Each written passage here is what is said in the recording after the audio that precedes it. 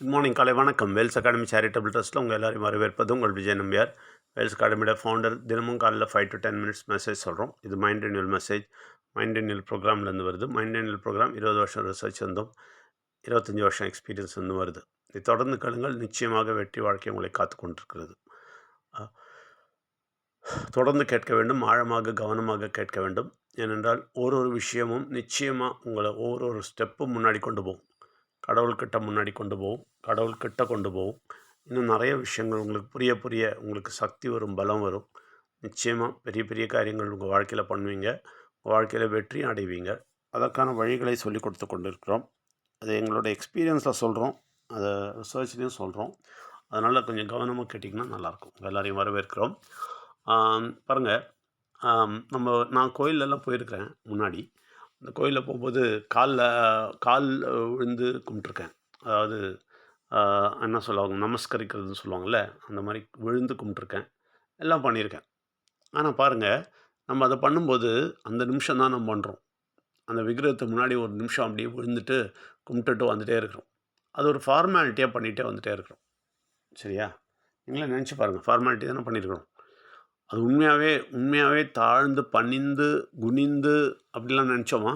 இல்லை, நினைக்கவே இல்லை. நிச்சயமாக இல்லை. என்னை பொறுத்த வரைக்கும் நான் இல்லை. என்னென்னா கடமைக்காக நான் அதை பண்ணேன். ஜஸ்ட்டு விழுந்து கும்பிடுவேன், வந்துடுவேன். அம்மா செய்வாங்க, உடனே அவங்க கூட சேர்ந்துட்டு நானும் செய்வேன். அவ்வளோதான். தவிர அது சரியாக புரிஞ்சு நான் செய்யலை. புரிஞ்சு செய்கிறதும் இல்லை. அது ஃபார்மாலிட்டிக்கு செஞ்சுட்டு வந்துட்டு இருப்போம். அது ஒரு கடமைக்கு செஞ்சாச்சு, அது ஒரு சந்தோஷம், அவ்வளோதான். ஆனால் கடவுள் நினைக்கிறது, கடவுள் சொல்கிறது அப்படி கிடையாது. நீங்கள் உள்ளுக்குள்ளே மனசில் நமஸ்கரிக்கணும். மனசில் அப்படி விழுந்து கும்பிடணும். மனசில், உள்ளத்தில். எவ்வளோ பேர் அப்படி பண்ணுவோம்? நிச்சயமாக பண்ணுறதே கிடையாது. அப்படி பண்ணால் நம்ம நிறைய விஷயங்கள் பண்ணவே மாட்டோம். அப்படி பண்ணால் நிச்சயமாக எப்போவுமே கடவுளோட பயம் இருக்கும் நமக்கு. கடவுளோட பயமே இல்லையே. அரசியல்வாதிகள்லாம் பாருங்கள், நல்லா பக்தி, சாமி கும்பிட்றாங்க, பெரிய பக்தி, பட்டையெல்லாம் போட்டுக்கிறாங்க. ஆனால் என்னெல்லாம் தோன்றதெல்லாம் பண்ணுறாங்க பார்த்தீங்களா? ஏன் தெரியுமா? பயம் இல்லை. அந்த கடவுள் பயம் கிடையாது. அதாவது கடவுளுக்கு முன்னாடி அவங்க நமஸ்கரிக்கலை, நிச்சயமாக பண்ணல. அது எப்போ பண்ணுவாங்க அப்படின்னா, எப்போ உங்களுக்கு அந்த ஃபீலிங் எப்போ வரும்னா, உண்மையாகவே மனதுக்குள்ளே, இருதயத்துக்குள்ளே, நான் சொன்னேன்ல, உள்ளான ஒரு மனிதன் இருக்கிறான், அவன் அந்த மாதிரி குனியணும். அது ஒன்று குனிஞ்சிருந்தா, அது வெறும் கோயிலில் மாத்திரம் கிடையாது.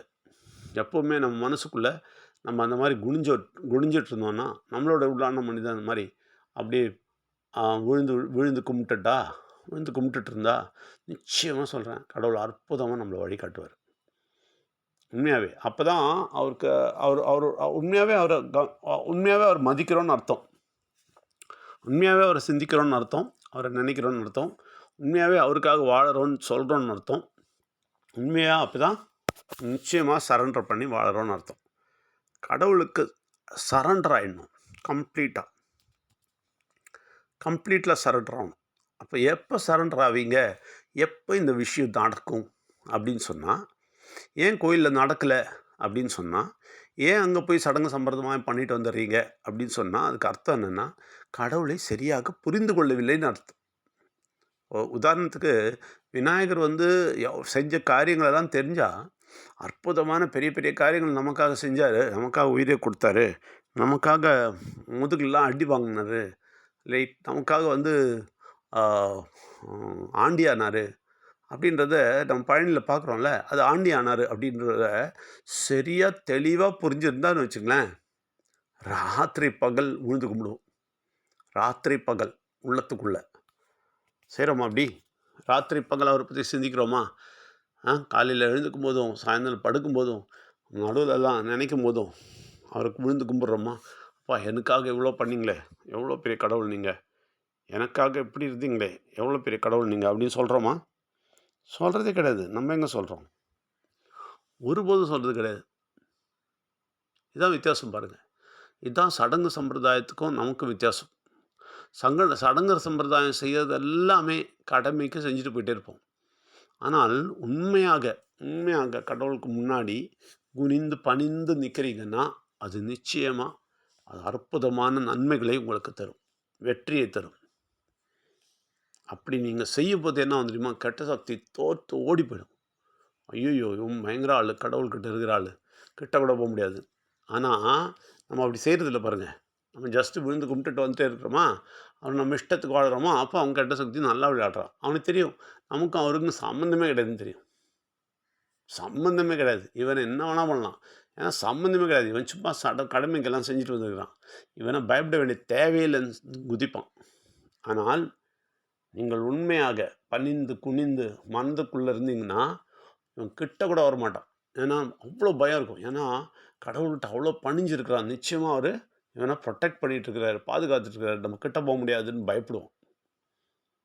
இதெல்லாம் மிகப்பெரிய வித்தியாசங்கள் பாருங்க. இந்த வித்தியாசங்கள் உங்க வாழ்க்கையில வரணும். உண்மையாவே அவரை பணிந்து, குனிந்து வாழ்த்துற அந்த உள்ளம் வரணும். அவரை குனிந்து சரண்டர் ஆகுற மனசு வரணும். எப்பவும் அவருக்காக வாழ்வேன்ற சிந்தனை வரணும். அந்த அளவுக்கு உங்களுக்கு அந்த சிந்தனை வரும்போது, நிச்சயமாக உங்களுக்கு வெற்றி வாழ்க்கையும் வரும். உங்களுக்கு அதில டவுட்டே கிடையாது. அது இல்லாததால தான் நமக்கு வெற்றி வாழ்க்கை கிடைக்கலன்றது கிளியர். அது இல்லாததால தான் நம்ம வியாதி அட்டாக் பண்ணுறதுன்றது கிளியர். அது இல்லாததால தான் பண கஷ்டம் வருதுன்றது கிளியர். நமக்கு நிம்மதி இல்லாம போறதும் அதனால தான் கிளியர். அதாவது 100% உண்மையாக மனசுக்குள்ள நம்ம குனியறது, பணியறது கிடையாது. இதை சரியாக தெரிந்து கொள்வது எப்பொழுதென்றால், சரியாக கடவுளானவரையும், பிள்ளையானவரையும், உயிரானவரையும் தெளிவாக தெரிந்து கொள்ளும்போது, நம்ம எந்த நிமிடமும் நினைக்கும் போதே உள்ள நிச்சயமா உள்ளான மனிதன் குனிவான். குனிஞ்சு பணிஞ்சு நிற்பான். எப்போ அந்த நிலைமைக்கு நீங்கள் வரீங்களோ, அப்போ உங்களுக்கு பெரிய வெற்றி வாழ்க்கை உங்களை காத்து கொண்டது. எல்லாரையும் வரவேற்கிறோம். நன்றி, வணக்கம்.